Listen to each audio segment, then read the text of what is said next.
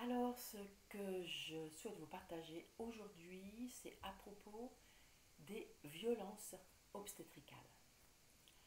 Alors, sans réfuter le fait qu'effectivement, il y a vraiment un problème à l'hôpital lié à une méconnaissance de la physiologie de l'accouchement, parce que finalement, plus personne, sauf les sages-femmes qui accompagnent les accouchements à domicile, ce qui n'est pas du tout encouragé, connaissent.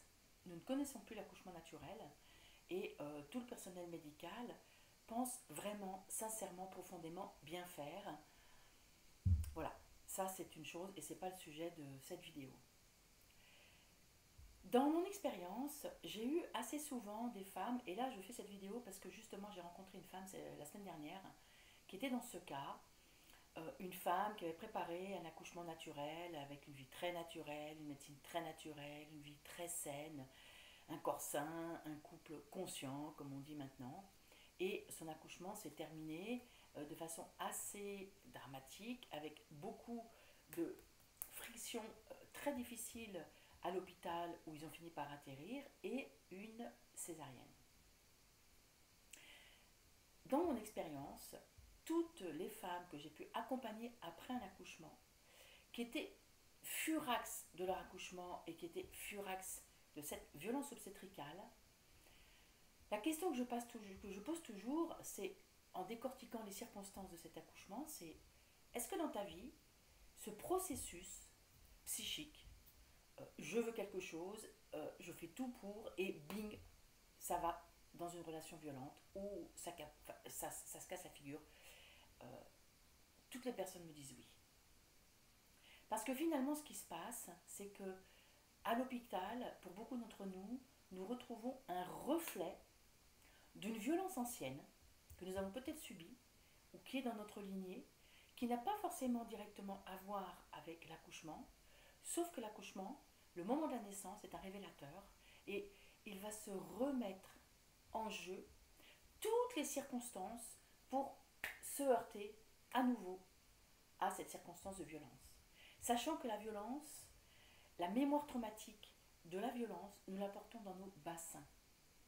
En transgénérationnel, une femme qui a senti une violence dans son bassin, qui a senti une violence dans son sexe, il n'est pas rare, même très fréquent, de retrouver des violences dans les guerres, euh, des violences qui n'ont rien à voir directement avec le couple ou avec la sexualité. Des effondrements, j'en parle très souvent de ça. Et ce qui se passe quand on va accoucher et qu'on souhaite un accouchement naturel, c'est que c'est souvent une forme de refuge. Et pour les jeunes femmes dont je parle, qui m'ont confié cette violence, il a fallu faire une traversée dans le corps pour rencontrer les mémoires, pour que ce qui se remet en scène dans les circonstances rencontrées à l'hôpital lâche. J'ai une jeune femme que j'ai accompagnée il y a quelques années qui était furieuse de sa césarienne. Ils m'ont fait ci, ils m'ont fait ça, et c'est de leur faute. Parlons de l'hôpital. En rentrant dans son histoire, elle avait subi elle-même tellement de violence dans sa jeunesse que son bassin était imprégné de drame. Et encore drame, je suis douce en employant ce mot-là. Et finalement, en ayant terminé l'accompagnement, elle s'est rendue compte qu'elle avait sauvé son bébé, qu'elle l'avait sauvé en faisant que finalement il n'est pas passé par cette guerre qu'il y avait à l'intérieur de son bassin. Et avec le cheminement que nous avons pu faire ensemble, euh, elle a pu voir, et je me souviens, elle m'a énormément émue, cette femme, quand elle a compris qu'elle avait sauvé son bébé.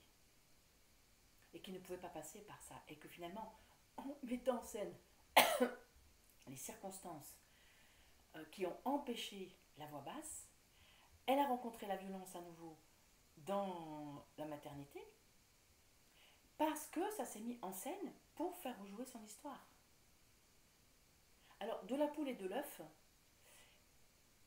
peut-être que l'hôpital devient dans cette violence parce que nos violences intimes ne sont pas réglées, ne sont pas libérées. Et pour parler de la jeune femme de la semaine dernière, elle me dit oui, oui, ça j'ai déjà visité, oui, ça j'ai déjà visité, mais je sais que c'est là, mais que ça n'est pas descendu dans le corps. Je vais poser quelques questions pour en être à peu près sûre. Sachant que chacun fait ce qu'il peut.